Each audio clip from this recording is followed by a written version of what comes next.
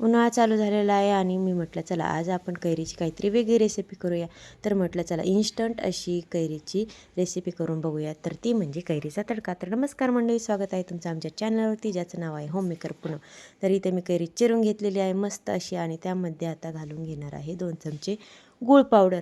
गूळ पावडर टाकल्यानंतर यामध्ये मीठ घालून घ्यायचं आहे. आपल्याला जशी चव पाहिजे तशी चवीनुसार मीठ घातल्यानंतर त्यामध्ये मी घातलेली आहे 1 चमचा हळद. हळद भरपूर घातली तरी चालते, कारण हळद ही चांगली असते आणि लोणचा छान होतो.